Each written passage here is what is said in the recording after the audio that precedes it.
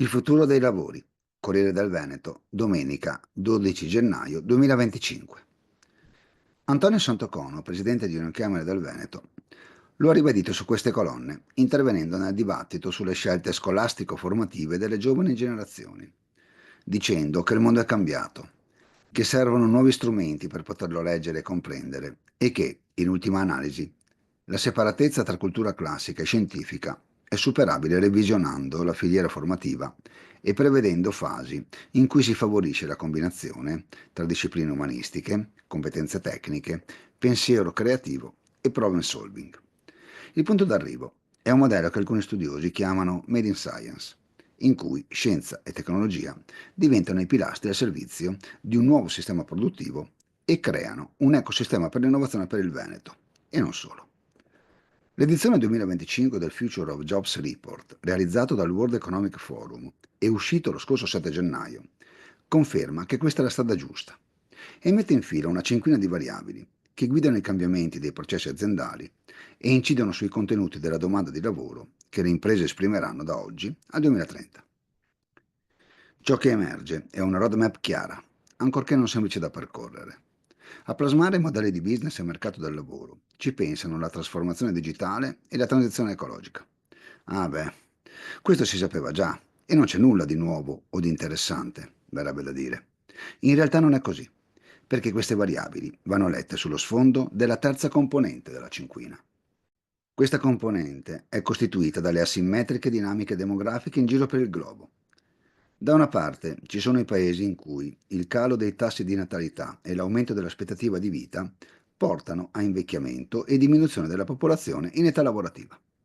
Dall'altra ci sono invece quelli in cui cresce la popolazione in età lavorativa e le generazioni più giovani stanno entrando nel mercato del lavoro.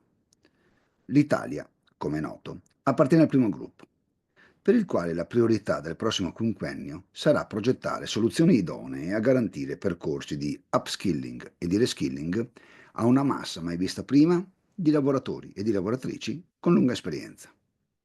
Il Future of Jobs Report 2025 suggerisce di focalizzare queste iniziative su competenze tecnologiche, intelligenza artificiale, big data, reti, cyber security e di gestione ambientale.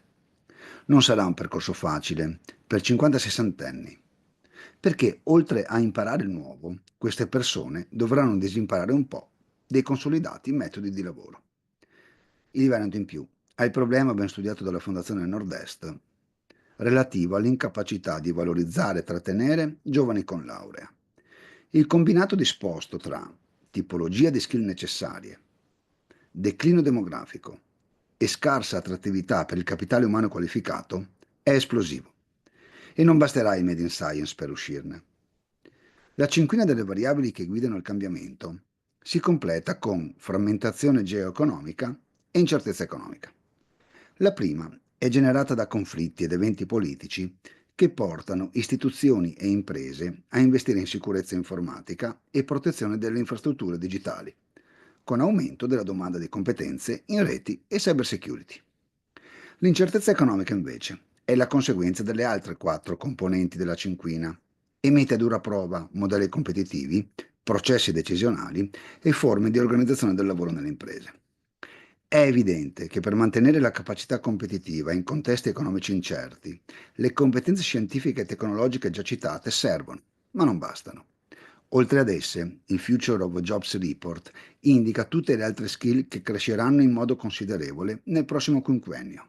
Eccole: resilienza, flessibilità, agilità, leadership, influenza sociale, cittadinanza globale, pensiero analitico.